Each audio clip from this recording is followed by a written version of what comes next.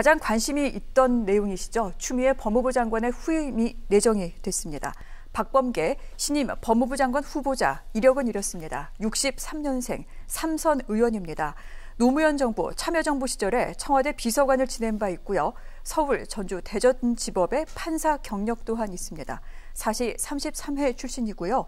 윤석열 검찰총장과 사법연수원 동기라는 내용 아마 다들 알고 계실 겁니다. 이어서 한정혜 신임 환경부 장관 후보자의 경우 65년생입니다. 역시 19, 20, 21대 삼선 의원입니다. 더불어민주당 정책위 의장이고요. 또 국회 기후변화포럼 공동대표를 지내고 있습니다. 지난 국회에서는 국회 환경노동위원회 간사를 지냈던 바 있기도 합니다. 아울러 오늘 인사가 발표된 황기철 신임 국가보훈처장 57년생, 국민대학교 경영대학원 석좌 교수이고 더불어민주당 국방안보특별위원회 위원장을 맡고 있습니다. 해군 참모총장 출신으로 아덴만 여명작전을 지휘했던 것으로 국민들에게는 잘 알려져 있기도 합니다. 이렇게 2명의 장관 후보자 그리고 1명의 보훈처장 지명자 이렇게 발표가 됐는데 장관 후보자들은 인사청문회 절차가 남아있고요. 보훈처장은 내일 임명이 된다고 합니다. 이 같은 인사 어떻게 보고 계신지 두 분께 의견 들어보도록 하겠습니다. 자, 3명의 장관급 임명자들. 평론가님 어떻게 평가하십니까? 예, 이 중 2분은 제가 취재기자 시절 직접 만나기도 했던 분들인데요. 제가 정말 주목한 점은 삼선의 의원이라는 점입니다.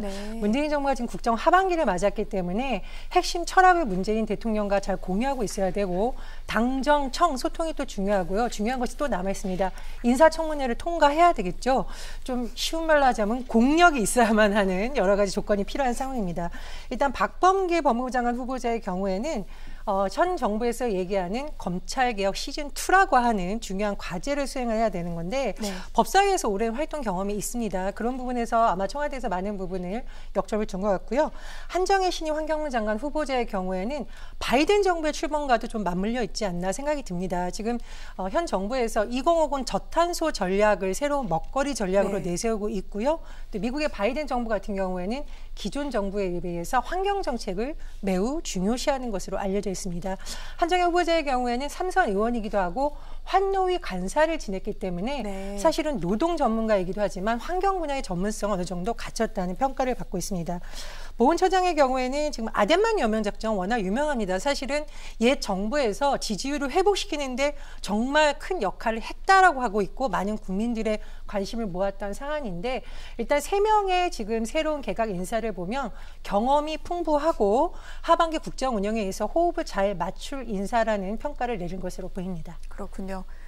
사실 이제 문재인 정부 1년 반도 남지 않았습니다. 이 집권 후반기 남은 1년여를 어떻게 끌어나갈지 이 소폭 개각을 통해서 또 미루어 짐작할 수 있는데 장 평론가님께서는 어떻게 보셨습니까? 네, 우선 말씀하신 것처럼 현직 국회의원 2명을 이 장관 후보자로 지명했다는 것은 역시나 이 국정 하반기에 청문회 일정에 너무 많은 진을 빼지 않겠다는 뜻으로 해석이 됩니다. 우리가 일반적으로 국회의원 출신인 청문회를 가는 게 그래도 학자나 관료 출신보다는 통과가 좀 수월하다는 그런 관행이 있기 때문에 아무래도 속도감 있게 후임자 인선을 마무리하기 위한 작업으로 보이고요. 사실 이게 정치권에서 쓰는 말입니다만 집권 후반기에 임명된 장관이나 청와대 참모를 흔히 순장조라고 표현을 합니다. 이게 순장조가 되게 되면 공무원들에 대한 장악력이 다소 떨어질 수밖에 없는데 그럴 때 이 삼선의 이 중량감 있는 정치인들이 장관으로 가면 설령 집권 후반기 마무리를 함께한다 하더라도 관료 조직에 대해서 장악력을 가져갈 수 있는 그런 장점은 충분히 있을 것으로 보입니다. 특히나 또 저는 한정혜 이 신임 환경부 장관 후보자의 의정 활동 가운데 여러 가지 부분 어려운 난제를 대화와 타협을 통해서 풀어왔던 부분을 좀 주목하고 싶은데요. 의협과의 갈등에서도 아주 중요한 역할을 했었고요. 국민의힘 이 야당과 정책적으로 이견이 있을 때에도 이 막후에서 한정혜 의원이 상당히 많은 역할을 해왔던 게 사실입니다. 20대 국회를 돌아보게 되면. 그런데 사실 문재인 정부에서 그동안 환경부 장관들은 존재감이 거의 없었다고 해도 과언이 아닐 것 같습니다. 그런데 또 하나 주목할 부분이 문재인 정부가 SOC에 대해서 뭔가 좀 꺼리는 기색을 정권 초기에는 보였지만 막상 정권 중반기를 넘어갈수록 SOC에 쓰는 예산이나 예타 면제되는 어떤 사업의 규모가 박근혜 정부를 초월할 정도로 많아졌거든요. 근데 필연적으로 이런 대규모 건설 사업인 SOC와 환경 문제는 충돌할 수밖에 없는데 그전에는 이 존재가 없는 환경부처가 이런 SOC 사업이나 토목 건설 사업에 일방적으로 의견을 접어주는, 양보하는 그런 모습이었다면 한정혜 의원 나름대로 소신과 철학이 뚜렷한 분이기 때문에 이 부분에서 과연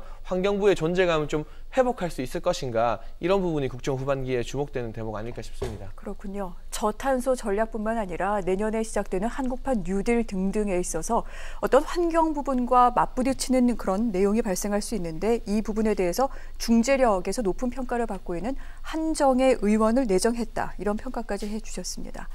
자, 오늘 가장 사실은 그래도 주목이 되는 내용은 박범계 의원이 후임 법무부 장관 후임으로 내정된 그 내용이 아닐까 싶습니다. 지난 국감회에서 확인됐던 바 있죠. 하지만 윤석열 검찰총장과 계속해서 날을 세웠고 추미애 장관만큼이나 검찰에 대해서 그 개혁의 목소리를 높이는 인물이다, 이런 평가가 나오는데, 이 검찰과 법무부의 향후 관계 설정, 그렇다면 어떻게 될까요? 그러니까 보통 우리 옛말에 장구 끝에 악수 둔다는 말이 있거든요.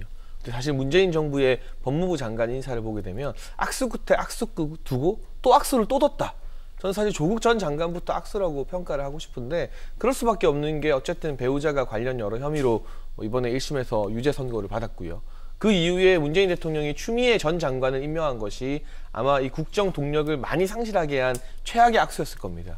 근데 이 부분에서 문재인 대통령이 직접 나서서 인사권자로서 국민에게 혼란을 드려 죄송하다면서 사과를 했고 수습하겠다는 뜻을 드러냈어요. 그러면 적어도 다음 법무부 장관 같은 경우는 굉장히 혼란스러운 법무부 조직과 검찰 조직을 수습할 수 있는, 제가 앞서 언급한 어떤 의정 활동으로 보면 이 환경부 장관 후보자인 한정혜 의원 같은 성향의 사람이 법무부 장관이 되는 게 국정 후반기에 동력을 상실하지 않는 길이라고 판단을 합니다. 국민들이 더 이상 추윤 갈등 보고 싶지 않고요. 박범계 의원도 한 칼 하거든요. 박윤 갈등 보고 싶지 않습니다. 그게 싫다고 해서 누가 옳고 그르냐를 떠나서 문재인 정부나 더불어민주당에 대한 지지가 많이 빠지게 된 거 아니겠습니까? 하지만 박범계 의원 같은 경우는 지난 국정감사 등에 있어서 윤석열 총장과 아주 격렬하게 맞붙었던 사람이고, 무엇보다 정치인 출신이기 때문에 제가 앞서 정치인 출신들이 가지는 강점도 있다고 말했습니다만, 단점이라면 전체적인 큰 그림을 보기보다는 당장 자신의 정치적 인기를 위해서 무리수를 들 가능성도 있다. 특히 박범계 의원 같은 경우는 지금 더불어민주당의 강성 친문 지지자들이 추미애 장관의 징계 실패로 실망해 있는 걸 좀 만회하기 위해서 초반부터 인사권이나 여러 가지 어떤 법무부 장관의 권한을 남용해서 윤석열 총장을 과하게 압박하지 않을까. 그렇게 되면 추미애 시즌2가 될 수 있다는 우려가 드는데요. 청문회 과정에서 본인이 이 같은 우려를 잘 해소해야 될 것 같습니다. 아무래도 이 부분은 전혜연 평론가님의 의견도 좀 들어야 될 것 같은데요. 개혁이 정말 어렵다라는 말이 있습니다. 진통 없는 변화가 있을 수 있겠습니까? 물론 갈등 자체가 좋은 것은 아닙니다만 몇십 년의 기득권을 가지고 있는 검찰 조직의 변화를 위해서는 또 일부분 마찰이 있을 수도 있다는 생각을 하고요.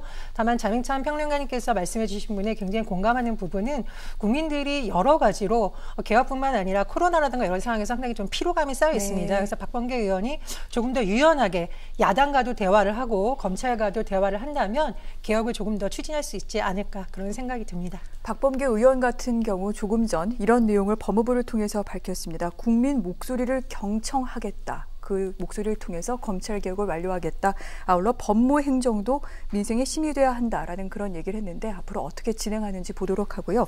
청와대 얘기 조금만 더 좀 짚어보도록 하겠습니다. 이 청와대 참모들이 사의를 표명했다는 내용, 청와대에서 공식적으로 발표를 했는데, 이 부분 어떻게 봐야 됩니까, 평론가님? 예, 연말에 모든 회사원들과 조직원들의 관심은 역시 인사입니다.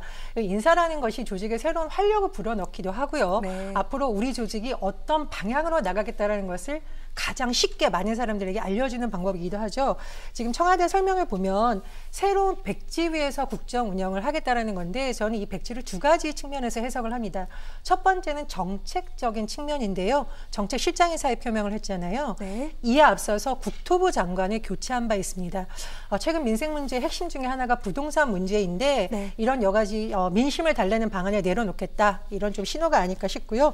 민정수석의 경우에는 지금 어쨌든 공수처 출범 속도가 붙는다는 평가가 나오고 있습니다. 그래서 일부분 큰 과제를 마무리했기 때문에 신임 법무부 장관 후보자와 더불어서 개혁의 큰 그림을 차원해서 또 새로운 인물을 임명하지 않을까, 그런 생각이 듭니다. 알겠습니다. 내년 초에는 이와 관련된 인선이 발표될 것으로 보입니다. 그리고 오늘 오전 이 청와대 문재인 대통령 이 초대 공수처장도 지명을 했습니다.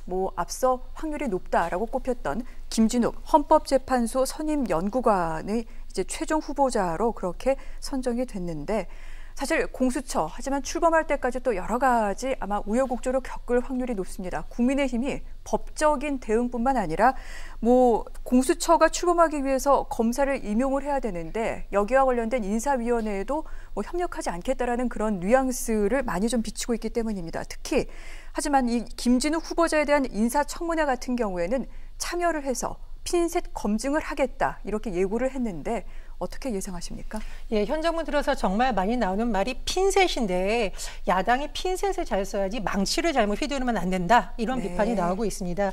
김진욱 후보자의 경우에는 대한변협에서 추천한 인물이고요.